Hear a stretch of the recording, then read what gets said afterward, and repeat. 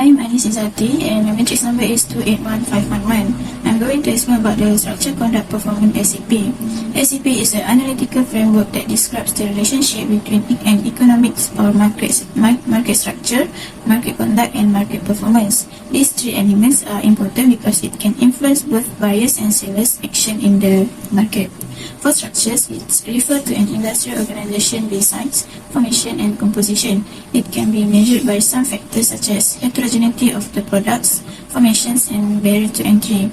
A firm is considered to be a dominant firm if it has 50 to 100% of the market share. Conduct illustrates how some buyers and sellers act concerning a market structure and describe the interaction between buyers and sellers. It focuses and considers on how firm determines its prices and how much money to spend on advertising and research. It also focuses on mergers, legal maneuvers, and product strategy where each company tries to create a new brand. Performance refers to the achievement or accomplishment of a specific market or industry. It can be evaluated by evaluating the outcomes of a firm within an industry in terms of the pricing, quantity, quality of the product, resource allocation, and product efficiency.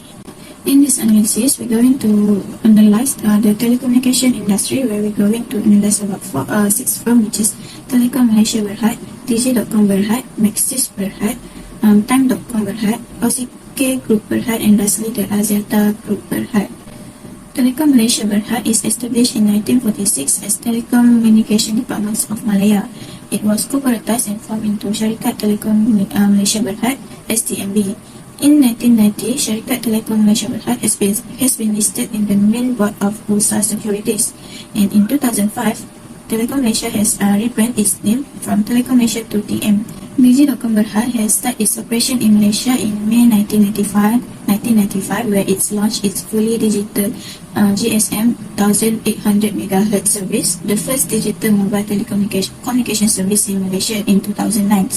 It offers mobile voice, roaming, and value-added services on the both postpaid and prepaid. Telenor ASA of Norway is the largest shareholder of Digi, which owns 49% of the share. In November 2022, Digi.com Berhad has merged with Celcom to become a Celcom Digi. Maxis Berhad is established in 1995, and in the third quarter of 2022, Maxis has around 11.88 million subscribers in Malaysia. In 1999, Maxis has introduced Hotlink. Hotlink prepaid brand, which has more than 7.19 million prepaid subscribers in Malaysia, is Maxis well-known services. In prepaid SIM market, Maxis Berhad is now engaged in the price war between its rival, which is Telekom Malaysia, U-Mobile, Celcom Digi, which has resulted to bring negative impact to the sales of Hotlink beginning pack. Good day, doctor. My name is Nim Singwei and matrix number is 2X0004. I will continue the introduction of the Time.com, OCK, and Axiata. Time.com Berhad was founded in 1996 and also is a provider specializing in data center, domestic network, global network, cloud computing, and management service, a solution for the enterprise, wholesale, and retail segment in the Asia region. It also offers consumer nationwide the faster 100% P5 broadband service with speed up to 2 Gbps in Malaysia. Next, the OCK Group Berhad was founded in 2000 and focused on providing telecommunication service and the ability to provide complete turnkey service. They also involve in trending material and equipment for telecommunication network as well as in enterprise network security solution. Last, the Axiata Group Berhad was founded in 1992 and focused on investment, holding, and provision of telecommunication service and consulting service worldwide. The focus markets are ASEAN and South Asia. They have 3 main core business, which are digital telco, digital business, and infrastructure. This study found that the market structure of telecommunication industry in Malaysia is oligopoly. However, this study will use 4 methods such as CR4, the number of firms, the product differentiation, and the barrier to entry and access. Besides that, the maturity will also include in this section. The first method is CR4, which is calculated by summing up the market share of the market for larger firms. As a result, the CR4 in 2012 to 2021 are more than 40%. So, it considered its oligopoly. It's because the division for oligopoly is when the CR4 more than 40%, that industry is considered oligopoly. Next, the number of firms. An oligopoly is one of only a few larger companies influencing, competing with each other, and concentrating a special amount of the market in their own hands. The telecommunication industry in Malaysia is also dominated by Message, TM, Celcom, and Digi because they held approximately 83.5% of the overall telecommunication industry market share. The third matter is the product differentiation. One of the characteristics of an oligopoly is that firms focus on improving the quality of their product or providing benefit to make their product unique. For example, Message and Celcom have similar product and service, such as mobile plan, but they will add some features to differentiate their products and service for each other. The last matter is the barriers to entry and access. There are high barriers to entry in the telecommunication industry. This is because a few firms control a huge portion of the market, giving them significant monopolistic power. Once an oligopoly is formed, the new firms are difficult to enter, and those already in the market do not access the market easily. The maturity of the telecommunication industry in Malaysia is still in growing stage. They have two aspects to determine it. The first one is 4G, although the coverage has increased, but has many complaints about the coverage and quality of service. For example, the Sabah University student Violina Mosibin climbing a tree to connect the internet and taking an online exam. The second is 5G. The coverage of 5G currently has only 40% in popular areas such as Wilayah Persekutuan, Putrajaya, and Selangor. Ultra 5G has been implemented in some important areas in Malaysia, but there are also still most areas that are not covered by 5G. So, people in that area cannot use 5G yet. Therefore, this industry is still a lot of space of improvement. Good day, sir. My name is Ho Ming Nun and number market is 27961. Now I will present the contract and firm strategy behavior. First, business objective. TM vision is build a better management by making life and business easier. And its mission is to provide an easier life by integrating lifestyle communication experiment for customer, providing integrated solution to support the business and contribute to economic development of the community to the national through academic innovation and social innovation. TM expect to be a people-centered technology company with a purpose to provide digital Malaysia service. Digi purpose is a way empower society, connecting the customer with their work, business still operation, public service is still function, and people to still connection. Digi is constantly pushing boundaries and improve to be company that is constantly changing the game. The company mission is provide customer with the right, valuable revision and the best possible experiment. Messi believes that they have best technology to help people, business, and countries still work in an ever-evolving world. In addition, Messi's vision is to be learning converged solution provider in Malaysia, and Messi to be the ICT partner of choices to help Malaysia company accelerate their business and catch up the digital wave. Connecting Malaysia to the world is the Times vision. Times has been provide state-of-the-art solution and innovation product to its customer and increase transparency to become the leading communication provider in Malaysia and other countries. OCK mission is to be an innovative and learning provider of telecommunication network services and green renewable energy. It is their mission is to develop OCK value-added solution and services in a timely management to extend customer expectation. Axiata's long-term vision is to be the next generation of the digital champion by 2024. In addition, Axiata has 4 P's. The first piece is performance. To ability to be the one of the Asia-mobility and digital groups. The next piece is people. Its recognition as Asia top talent brand and talent facility. The third P is the partnership. Devices can expectation customer experiments being the first choice of the customer and partner to and building the trust. Last P is partner and society. It's recognition as a responsible digital champion. Next is advertising. TMDG, Massive Time and Axiata use the print advertising when they launch the new brand. TMDG, Massive and Axiata also use the TV commercials to introduce their new product or service. The cost is relatively high. Next is radio advertising. Customer can listen to the radio commission while conducting other activities. For example, Times use the commission radio to build their brand awareness. Social media advertising. All the 6 companies have their own social media advertising such as YouTube, Facebook, and Instagram. Customer can easily find the company information through their social media. Digital out-of-home advertising supported by digital silence technology, where the technology screen are missing. The DG offer the hyperlocal media trends to help companies reach hard-to-hit location.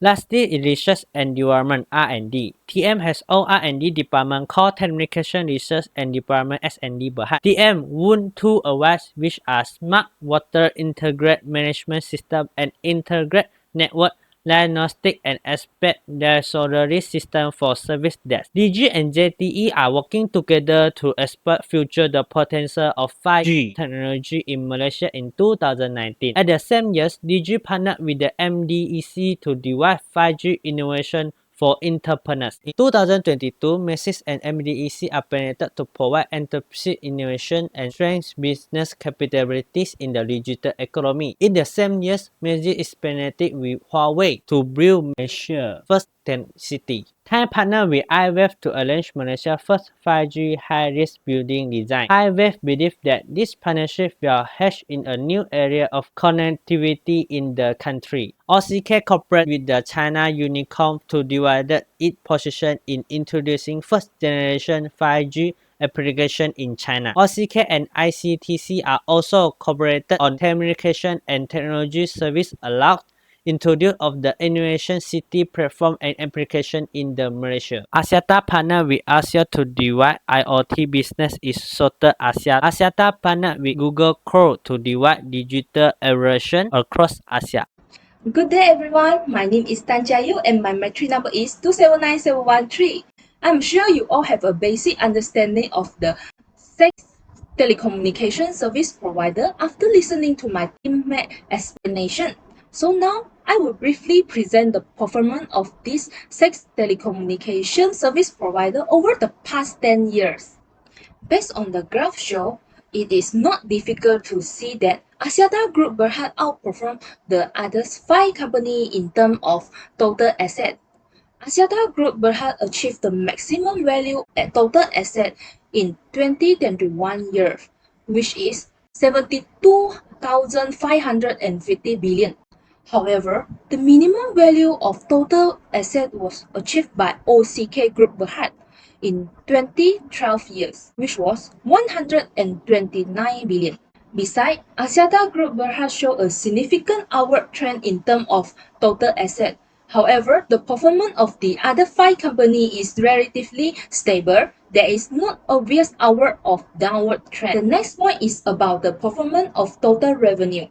Axiata Group Berhad is also the best performer over the past 10 years, with the total revenue well ahead of the other 5 companies. Axiata Group Berhad achieved the maximum total revenue value in 2021 years, which was 25,901 million. However, OCK Group Berhad achieved the minimum total revenue value in 2012 years at 138.6 billion. Besides, Axiata Group Berhad showed a significant upward trend in terms of total revenue. However, the performance of the other 5 companies is relatively stable. The last aspect is about return on asset (ROA). Digi.com Berhad was the best performing company in terms of ROA. The maximum ROA achieved by Digi.com Berhad in 2014 year was 47.2%. Meanwhile, the minimum ROA achieved by Axiata Group Berhad in 2018 years was negative 7.4%. Although Digi.com Berhad has an outstanding performance in ROA, the trend is present is downward. In addition, the ROA trend of Telecom Malaysia Berhad, Maxit Berhad, and OCK Group Berhad is downward. Besides, the trend of Time.com is upward, but it has significantly fluctuated during these 10 years. The ROA of Axiata Group Berhad is downward, and the fluctuation during the 10 years is relatively large and even reached a negative ROA in 2018 years. Therefore, although Axiata Group's total asset and total revenue has achieved excellent performance, its ROA performance is relatively poor. Good day everyone, my name is Lee Wen Chuan and my metric number is 281174. The first issue in the industry telecommunications service provider is 5G construction issue. Compared to 4G, 5G will not only improve the data transmission speed, but also the delay will become shorter and the data capacity transmitted will become larger. Therefore, several countries, including Malaysia, are fully committed to building 5G projects. Among them, China and US are significantly ahead of other countries in terms of 5G rollout, with a total of 652 cities having access to 5G. However, 5G coverage is still very low in Malaysia. According to a statement from Digital National Berhad, 5G coverage across Malaysia will only be 4% as of December 31. In addition, only 3 states in Malaysia offer 5G service, namely Wilayah Persekutuan Kuala Lumpur, Wilayah Persekutuan Putrajaya, and Selangor. In addition, the problems Malaysia faces with 5G also include expensive construction costs. Therefore, we have two recommended policies for this issue. The first is government should accelerate the implementation of the single wholesale network model to increase the penetration of the SWM model in our country. Apart from increasing funding, the government can also negotiate with other telecommunication service providers to speed up the implementation of the SWM model. This is because with the cooperation of telecommunication service providers, the government will encounter fewer obstacles in implementing the SLDM model.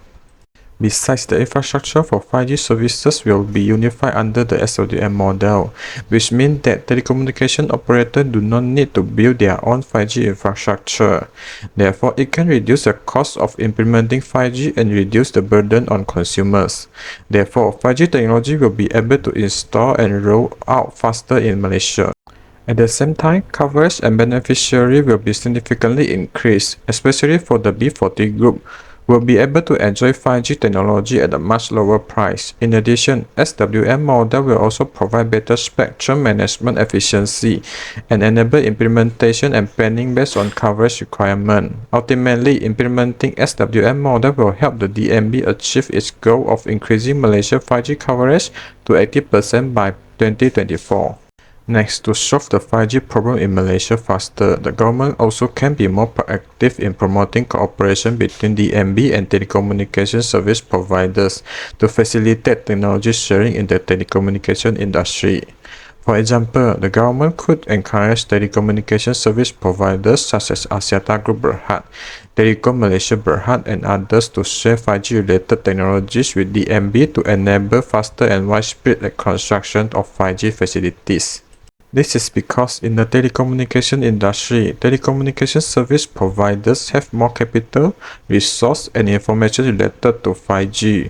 For instance, DNB has signed access agreements with 6 major telecom service providers, which is Maxis, Umobile, Digi, Celcom Axiata, Telecom Malaysia, and YTL Communication. This means that DNB has already reached a basis level of cooperation with private telecom operators. As a result, more in-depth technology sharing and joint experimentation with 5G can be attempted. For example, the two parties could explore sharing network infrastructure such as multi-operator core networks or multi-operator radio access network. This will not only fast-track Malaysia's 5G technology, but will also positively impact the Malaysia economy in terms of increasing GDP and creating more jobs. That's all from me. Thank you. I will pass to the next presenter. My name is Nurul Zarifah Binti Muhammad and my metric number is 281135. Next, I will talk about the issues and policies. Among other issues related to the telecommunication industry is where attackers targeting the telecommunication industry employ a range of strategies and focal areas to evade security measures and corrupt communications data. According to Royal Malaysian Police Cybercrime reports from 2018 and 2019, e-financial fraud, 419 scam, often known as the Nigerian scam, and telecom fraud are among the most significant threats. For example, phishing incidents where because of their carelessness, people are easily deceived by fake websites and services. The same is true for scams in which knife victims send large sums of money to individuals they have never met and whose identities cannot be verified. Next is SS7 and diameter signaling. This strategy is used by malicious attackers to intercept two-factor authentication or 2FA codes and obtain user account information. Then, Session Initiation Protocol or SIP, which is frequently used with voice over IP and instant messenger communication, is another typical target. During the pandemic, carriers gave more SIP endpoints to business clients to allow remote work, exposing section of their network towards the public network and adding risk. Lastly, distributed denial of service or DDoS. Uninterrupted service is critical. DDoS assault that try to disrupt services can affect millions of customers, force corporate activities to shut down, and result in severe financial losses. First policy is implementation of the National Cybersecurity Policy or NCSP. NCSP is a detailed method for cybersecurity that clarifies how it should be applied all at once. This policy's vision is as follows. Malaysia's CNII shall be secure, resilient, and self-reliant. It will foster stability, social well-being, and wealth development if it is instilled with a security culture. The policy's goals are to evaluate the current state of cybersecurity risks in CNII sectors. Second is to make sure that critical infrastructures are protected to a level commensurate with the risk faced. And the third one is to create and establish a thorough roadmap and action plan for the implementation of a cybersecurity framework. Next, as mentioned, some of the issues that have been discussed above, such as targeting on the signaling system number 7 or SS7 and diameter protocols used by the telecom companies, can be solved by the operators of telecom, should include security precautions that supervise interconnect and outgoing traffic, along with network equipment. To help identify possible threats, carriers should undertake frequent network penetration testing and employ anomaly detection system. Then, issue on Session Initiation Protocol or SIP, identify fraud, viruses and malware, hijacking, and eavesdropping are all threats linked with SIP. Instead of taking a reactive approach to SIP hackers, which is usually too late to stop fraud, telecom companies should put a higher priority on real-time signaling level monitoring in conjunction with modern machine learning technology to avert these potential outcomes. Lastly, to cut out undesired traffic and lessen the risk of a DDoS attack, telecom company might deploy content distribution network or web application firewall technologies. A popular choice is to route DDoS-generated traffic via a specialized scrubbing center, which blocks criminal activity while letting legitimate traffic pass. That's all from me. Thank you. Conclusion, the market structure of the telecommunication industry in Malaysia is an oligopoly. For market conduct, Telekom Malaysia, DG Maxis, Time.com, OCK Group and Axiata Group has set their own visions and missions to achieve their business objective.